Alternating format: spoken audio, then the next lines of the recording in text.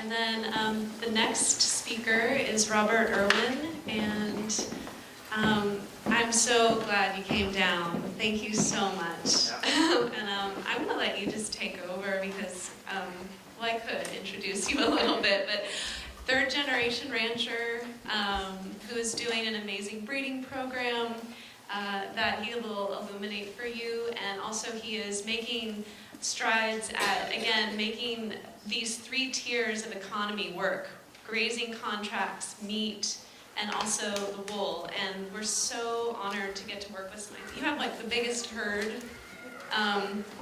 What is you let everybody know? It's pretty amazing size. And so in terms of like breeding for color and fiber, it's just wonderful to have partners who are interested in going this direction with us. So thank you, Robert. Thank you, Rebecca. My name is Robert Irwin. The company that we've created is called Chaos Sheep Outfit. My wife and I started about 3 years ago. It was specifically for targeted grazing in vineyards. We started the vineyard grazing process about 8 years ago with an idea that was thrown about with some people at the California Wool Growers Convention. I had kind of an idea of what I wanted to do, but we kind of bounced it around, and I left that meeting with more questions than I had answers for. But sometimes in life, that's exactly what you need, is questions, not answers. And sometimes those questions lead you to the right answer, even though if it's a long way around. But my family's been in the sheep industry for a long period of time. My great-grandfather was a veterinarian here in Petaluma. My grandfather was a veterinarian in Healdsburg. His daughter, which was my mother, grew up in Healdsburg and moved to Oregon, and that's where I came along. But her brother, Bruce Campbell, which would be my uncle, had a lamb business in Sonoma County called CK Lamb. It was one of the first marketing arms of niche marketing of meat that kind of came around in the late 80s, early 90s. And that would be my background on my mother's side. My father's side is sort of the same way, but more of a just on the ranching prospect. They were sheep ranchers and grass seed farmers from Oregon. They were originally from California, actually from Palo Alto, and moved to Oregon in the early 60s. The reason I'm in California is I got displaced from a vineyard. I got replaced by a vineyard. A vineyard in Lake County saw what we were trying to do in vineyards in Oregon, kind of picked me up and moved me to Lake County. So currently, we live in Lake County, and we graze sheep in Colusa, Yolo, Lake, Mendocino, and Sonoma counties.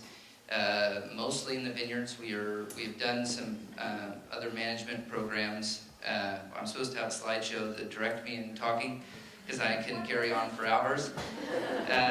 But that's how we kind of got established with the. And then my background personally, I grew up on a sheep ranch, and later on I'll talk to you the difference between being a sheep herder and being a sheep rancher.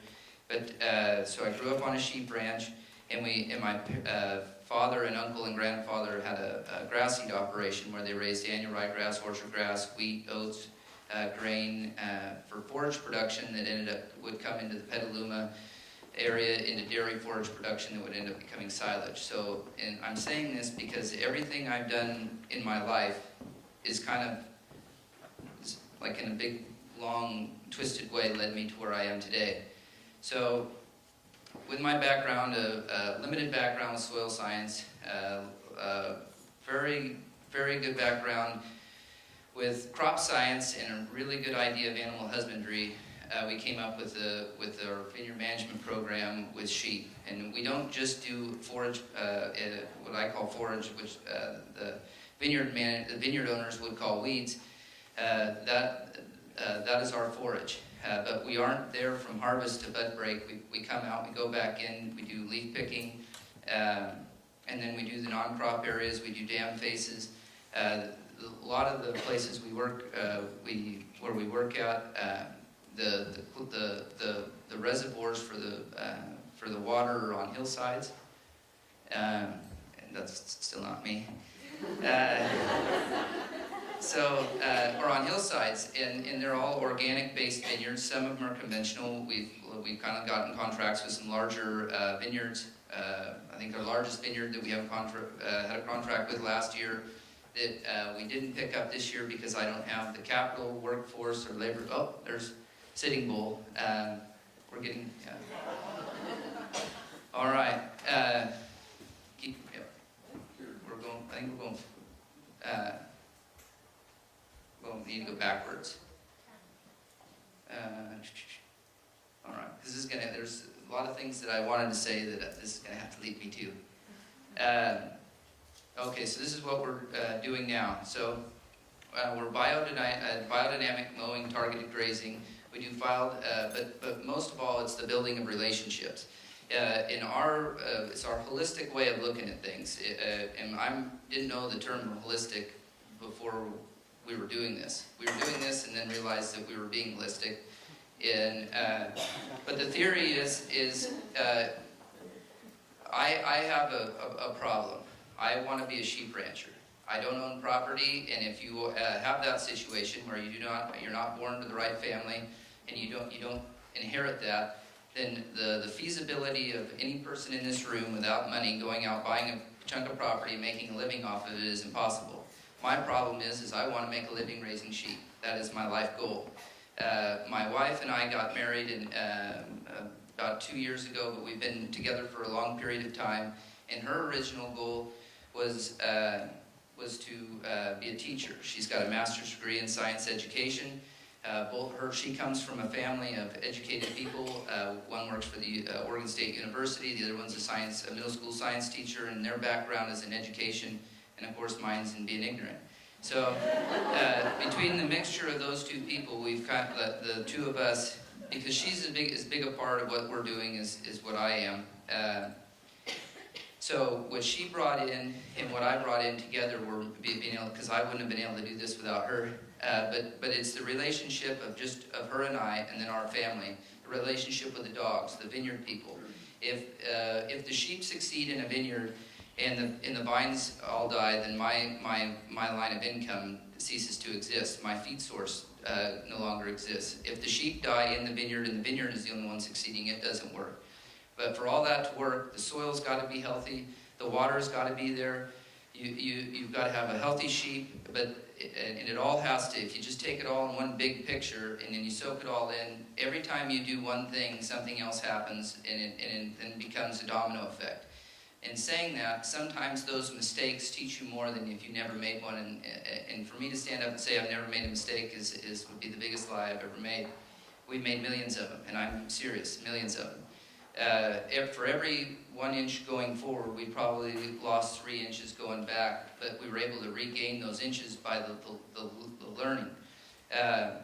So the idea that we had was that we wanted to compete with tractors. That was, if we want to be in a vineyard, we have to compete with a tractor, because eventually, going back to the vineyard, and what they want is they want a neatly mowed area underneath the vine, between the rows, and all that stuff. We can go to the next one. So with the vineyards and sheep, we've got guard dogs, and that's Rocky, and I think that's Rose, and they're Anatolians and Great Pyrenees. We're trying to mix the two to get an easier care guard dog that doesn't need to be sheared. That is Dash the Border Collie and her pups. This is our third generation. So I've got these sheep. My grandfather originally started with these sheep in Healdsburg. My mother took them to Oregon, and then I have them, so I'm the third person to have these. They're purebred Suffolk sheep, but they wouldn't be what you would go to a state fair or county fair to see.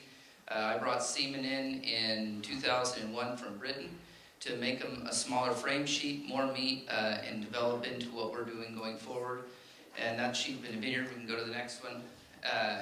So when we came to California, we no longer had a ranch. I live in a suburb of Clear Lake Oaks on, I think, 2/10 of an acre, and we manage, give or take, sometimes we have 6,000 sheep and sometimes we have 1,000 sheep. So to say that we're a ranch is far from anywhere from the truth. And the definition of a sheep rancher is you have a parcel of land and you bring feed that is either grown on that property or grown elsewhere to that property, and the sheep never leave. The definition of a sheep herder is you take those sheep wherever there is grass, and you go wherever it takes you. And it's taken us to the vineyard, and now the last 2 years we've been working in pear orchards after they pick the pears. We've had some resistance to that, food safety issues. But we've learned in the cannery pears, we can graze cannery pears, but we can't in the packing pears because they get cooked and there's no food safety issues. So now we're just looking for canneries, and more pop up.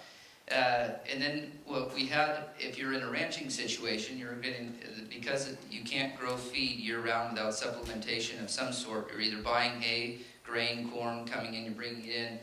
So the genetics and the genetic base of the United States, not all the way around, but the majority, doesn't matter if it's horses, cows, sheep, pigs, chickens, the majority base is their efficiency to convert corn to pounds of fiber, gain, meat, muscle, whatever you want to do. What we wanted to do, and this is why we brought the British genetics in on our suffix, is use that on a grass conversion. Because if you look at an EBV, which is a terminology for an estimated breed value on a sheep, you're looking at traits, and we all have traits. My daughter looks just almost a mirror image of my wife and I. You can see both of us in her, and her kids are going to be the same way. Those traits that are passed down lineally through generations.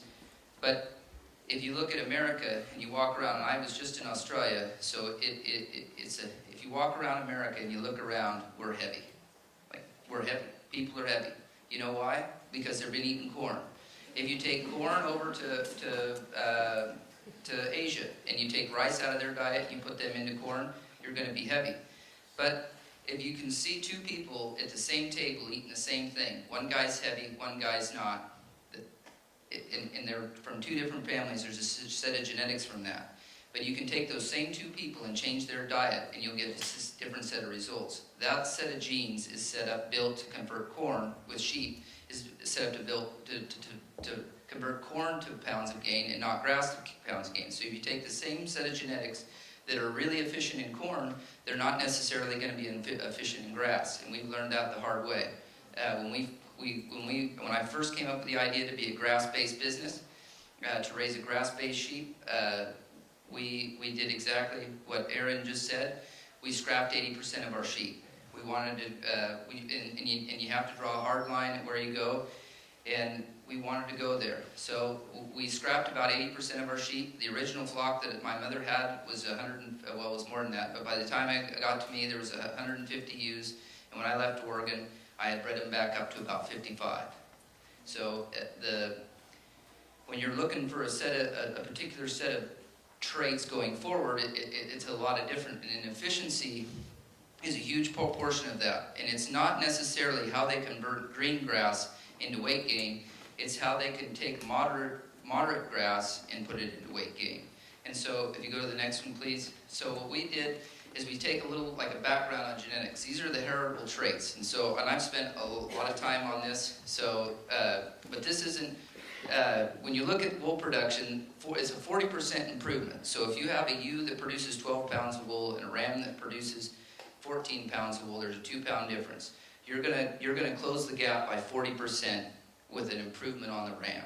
Or if the female is the improvement, it can be inverse.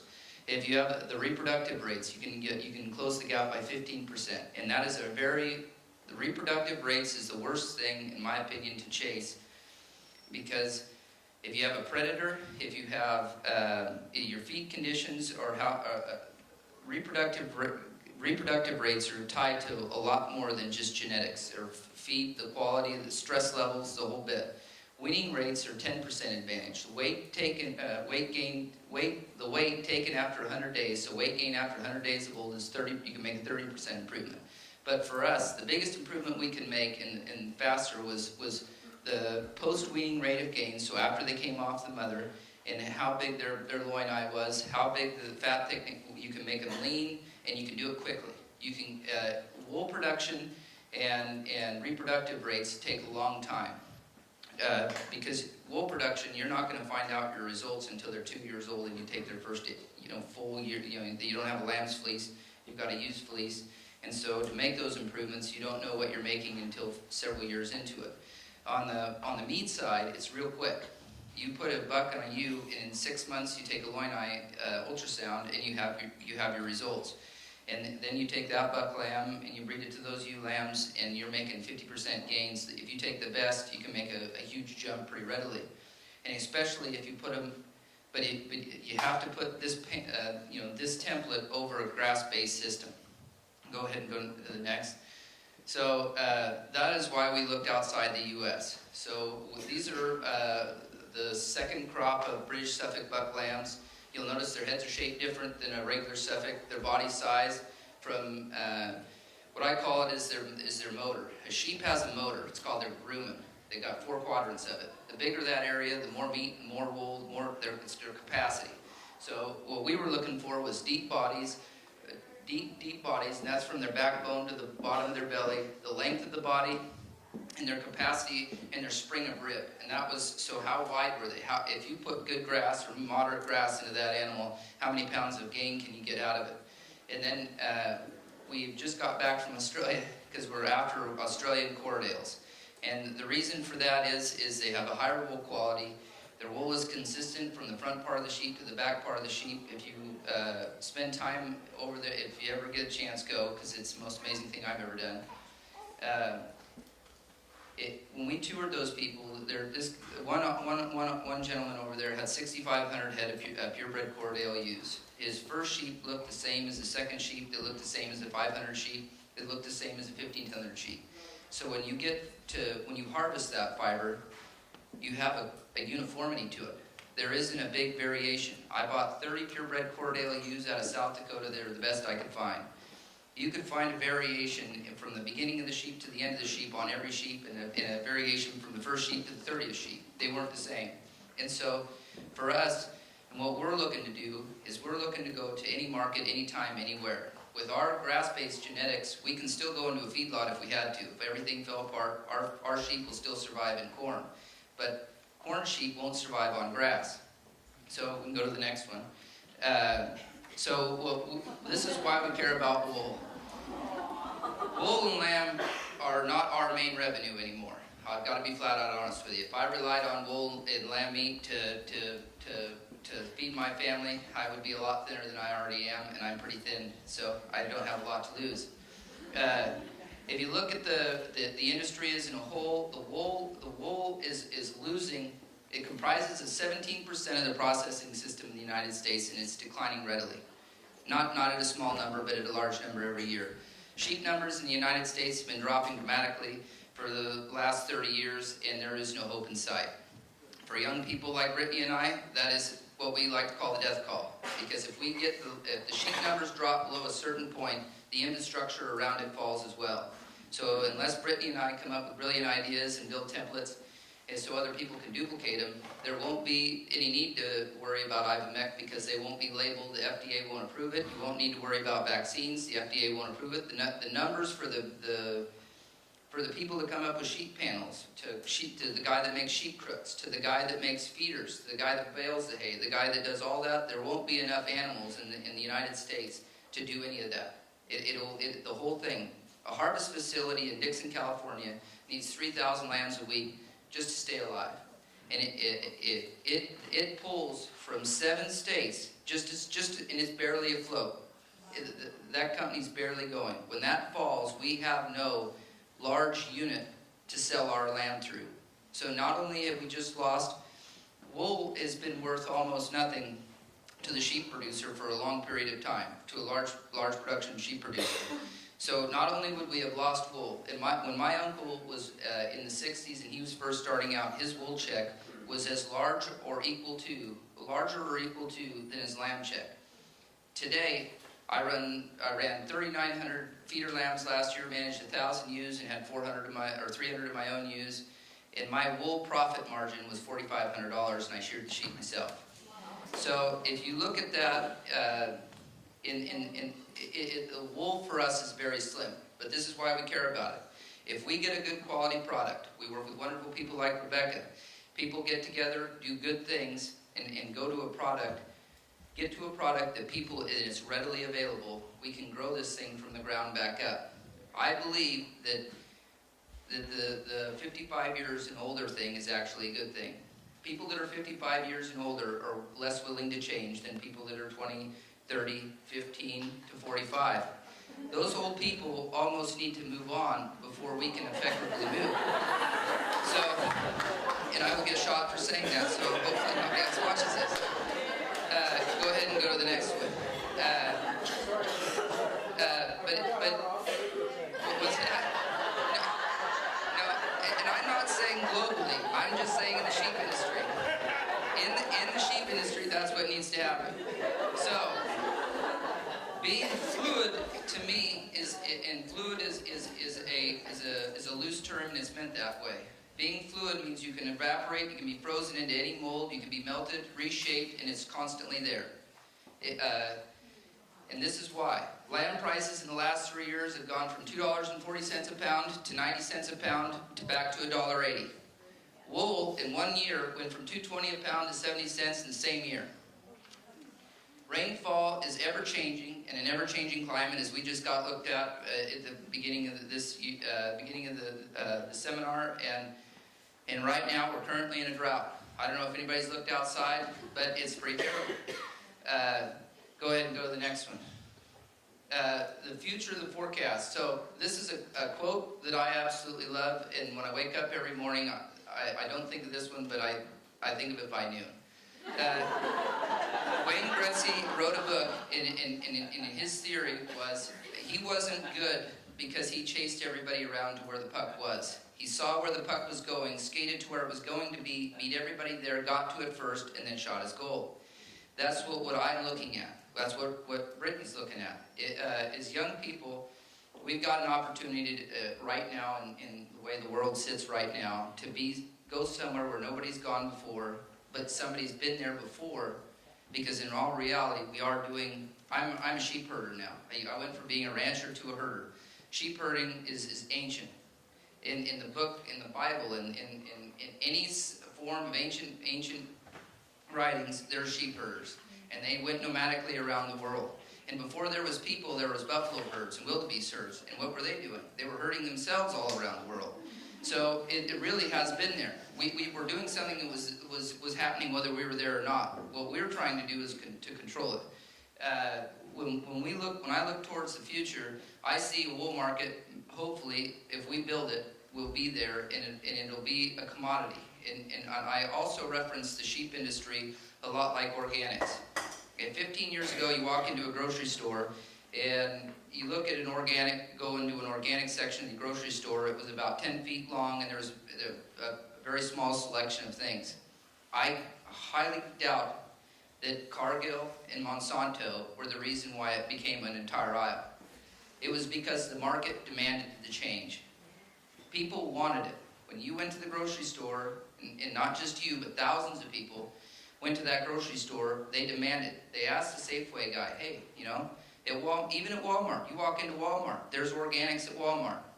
When you demand change, you demand more than you think. I mean, if Safeway, so if people want to go away from not from carbon, but from fossil fuel stuff, and we have fibers, you get away from rain jackets and everything, and you go back to wool.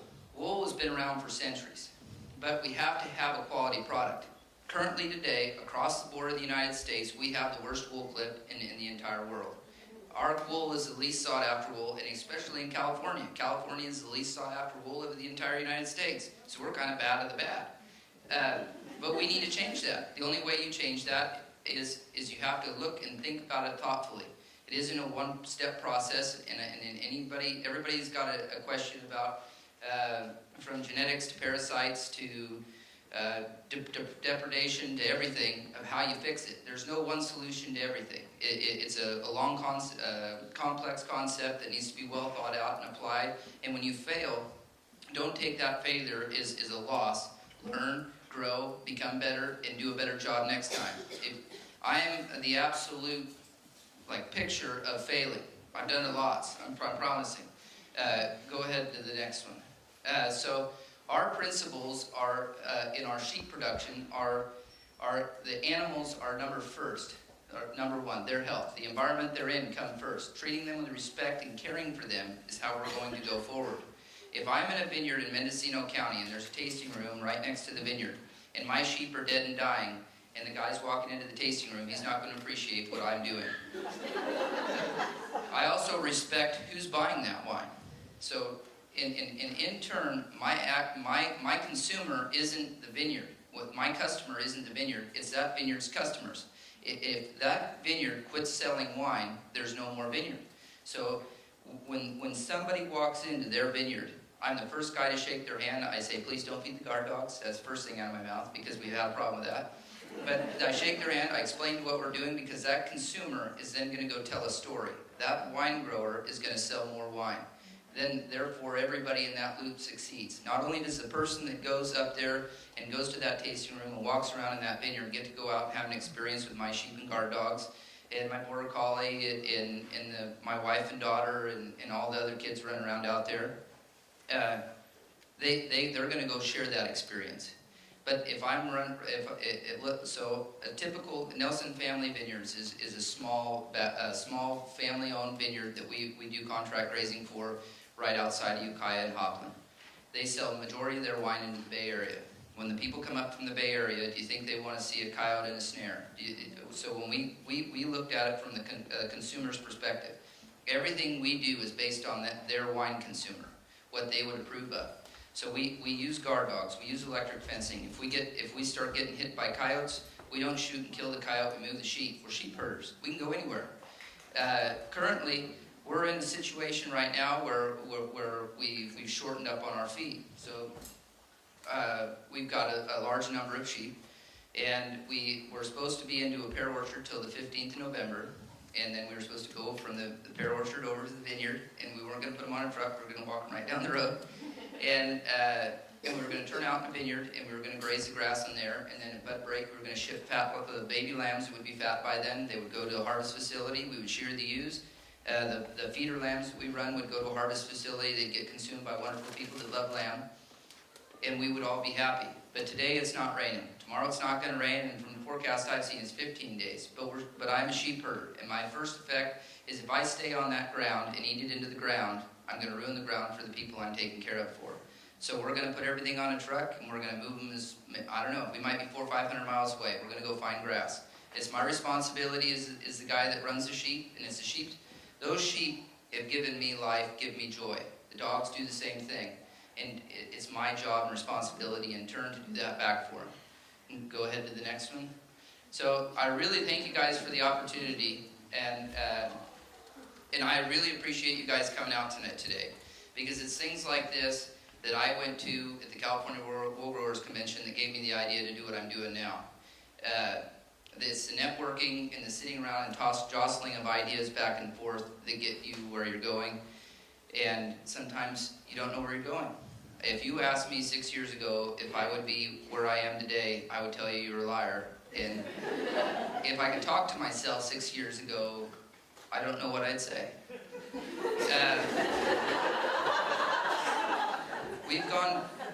We've really done leaps and bounds of things that I never dreamed possible.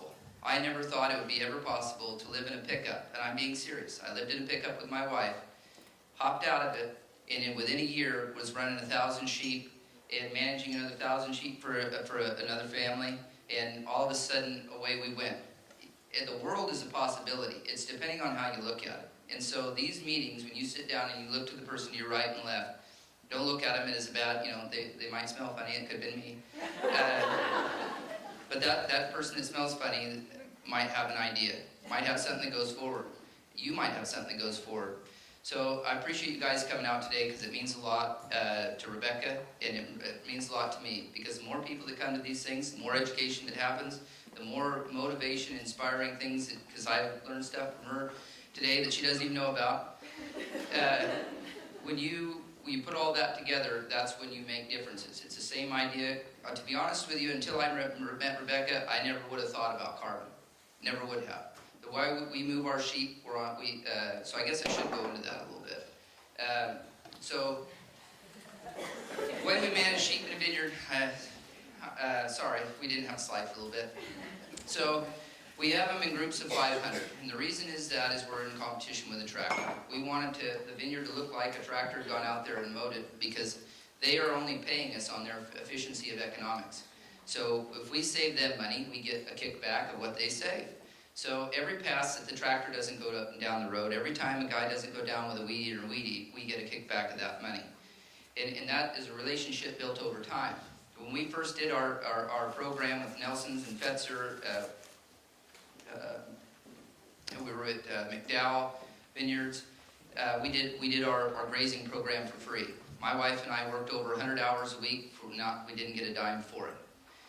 We barely covered our fuel. We didn't cover any of our electric fencing, but we opened up a relationship and an opportunity. That relationship has moved us to now where we can both look at our books openly and not be hiding anything and say, well, you know, you did really well here, but you didn't do so hot here. Well, our sheep did really well over here, but not so hot here. How can we balance it out? Now they're interested in keeping me in business. I am stealing their compost right now, currently. I am taking their grape skins out of the winery and feeding it to my sheep because I've got nowhere else to go. So that's something to them that has value, and they've been using it. They've been composting it. So it's a relationship between where I want them to win, they want me to win, because together we win. If we, so going back to the sheep, and this is why I'm terrible and need advice. We move them every 5 to 10 days. 5 days, any shorter than 5 days, I'll spend all my money in labor moving fences. Any longer than 10 days, the sheep will pick up parasites and reinfest themselves with parasites. So our objective to do is to worm twice a year, and it's mainly on the lambs. A ewe that is maintaining weight is not going to have any pull, and a parasite load on her isn't going to hurt her very much. The lamb, on the other hand, will drop dead if you don't take care of it. So what we do is at a month old we worm them, and then a month before we harvest them we worm them again to get the back fat finish on them, because we harvest our lambs at a light weight so that our end consumer is happy with our lamb. We sell a small carcass weight lamb, and we've worked with Nyman Ranches, we work with Superior Farms, but our goal isn't to, you know, when we first started, the vineyards would tell us we have sheep. And they're like, oh really? How many do you have? Well, we've got 50 of them, and you're like, well, how big is your vineyard? And you're thinking they've got a smaller vineyard. Oh, we've got about 350 acres out here in grapes. Well, what are those 50 sheep doing in the 350 acres besides just hanging out? They might be drunk, I'm not sure. But the vineyard, the only thing the vineyard is trying to do there is gain a marketing edge to the public on a false set of circumstances. And so what we're trying to do is make a valid set of circumstances, affect change, affect it so that somebody else that wants to not sleep and work hard and work 20-hour days has the opportunity of doing the same thing. We do work hard. My wife and I work constantly. We hardly ever take any time off. Our honeymoon was going to Australia to look for sheep. And it was several years later.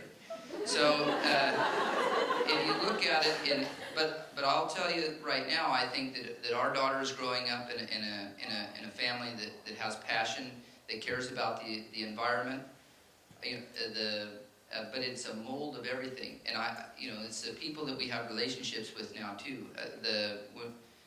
When you sit down and Rebecca is talking about, well, what about wormer? Well, that's another reason why we looked outside the United States for genetics.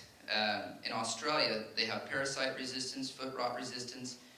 They have all that genetically typed out. And when you look at a sheep, you can look at a map of what that lamb weighed when it was born, he or she. How much wool it produced in the first 9 months. The parasite resistance, it's got a foot score along with it. It's got a loin eye depth from an ultrasound. Got a fat depth, fat thickness. And then at the very end, and then there's trait leaders in each category. So in the genetics profile, when you'll go across it, there'll be a lamb that has got the highest loin eye area than any other sheep. And then you'll have another lamb that has got the best fat thickness than any other sheep. And then you'll have a lamb that'll grow more wool than any other sheep. Those aren't the sheep that you want. You want the sheep that is pretty well to the top all the way across the board. because the high average is what you're shooting for. Because you can get a freak. We all have them. 7 foot people aren't just they only happen every once in a while. We're not looking at a bunch of 7 foot people walking around in the world. They're a genetic anomaly. They appear every once in a while. And yes, there are people that are more likely to throw those in their offspring. But a high average is what you're shooting for. And a high average, if you go across the board, a high average is going to be your value. And in Australia, they tie a value to it. And so, but they've also got a deal where they can look at the number of lambs born, but the biggest thing that they look at is the number of lambs weaned. How many lambs did that ewe put on the truck to go down the road? And that is my bottom line. Half of my income is lamb and wool, the other half comes from vineyards and in contract grazing. So, the lamb and wool, lamb makes up 90% of that. So the inefficiency of that is what we're here for. Sheep can live whether we're here or not. It's our job to keep them alive long enough to kill them. My grandfather's veterinarian's favorite statement: sheep are born to die, Robert. As you're upset when things are going wrong, sheep are born to die. It's your job to arrange the time and day.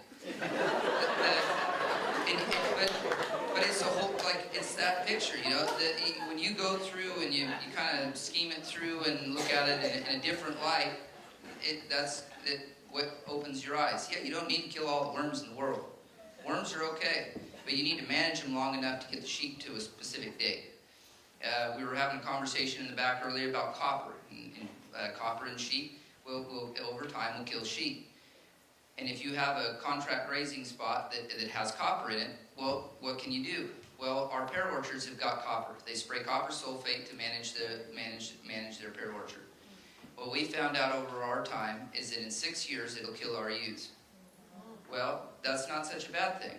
If you look at it in a different light, if 5 years I take that ewe and I develop a market for mutton, dog food, research, whatever it is, I develop a market for that ewe and I take her out of my flock at 5 and I get a value for her, the same value as a ewe lamb, my flock doesn't get any older than 5 years old.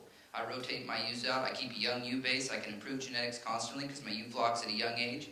And when I make small improvements, it's going to happen more readily because I'm going to have a larger young ewe flock to improve on. I have a question. Actually, I have 2 questions. One would relate to that, which is, where is that copper going that's contained in the ewe? And who's the final end product of that? Is it a human being? That's question It's one. the liver. Okay, yeah, I understand. Yeah. So if you're fond of ewe liver, then you're likely to be splitting pennies a few weeks after. Yeah. In your cultural parlance. But the other thing that I was concerned about more generally is I know that some vineyards also spray copper because they use copper sulfate on grapes too. Correct. And also, I used to work for ICI Plant Protection. Where for my first job that was. Yeah. So that I met the devil early in my life and then I joined the other side. Yeah. Okay. So the other question I have is, what about all the other pesticide residues in grapes that are going to get into your lamb meat at the end of the day? And I'm not accusing you personally. No. The issue is, has anybody looked at the research about what residues lamb meat have if they're grazed in vineyards? You give me the funding and I'll do the research. The problem we're having right now is we're getting, you're correct, orchards, vineyards, any crop, any residue crop. I mean, we're going from carrots to cabbage to broccoli to any of those things are going to be sprayed with something if they're in a conventional program. There is no such thing in my mind as an organic pear. I don't care what you do, they're not organic. Some of the organic stuff that they spray on those pears, I won't even put my sheep out there after they're done. The conventional pears are safer for my sheep than the organic pears are. When you look at the system, not only just being copper, but the defoliants and all the other stuff that they're spraying out there, yes, you can and will have a problem. I don't know what that problem would be, and I don't know if it would have a problem. But I do know with copper, specifically in vineyards, if you get an inch of rain or irrigation on top of them, it'll rinse the leaves off and you won't have a problem. Because we do leaf picking, which is We manage the cordon zone after the fruit set. So when the fruit's the size of about a shot shell, we'll go out there and we tone down how many sheep we run in a group. We run about 300. We put them in a night corral every night so they don't eat too much in one area. And we graze the leaves around the fruit zones so that the wind will blow through there. And they've been doing it conventionally with human labor. My opportunity to be in a vineyard has been a small window. Fuel prices skyrocketed, and labor skyrocketed. And human interest started caring about what you're doing with your property.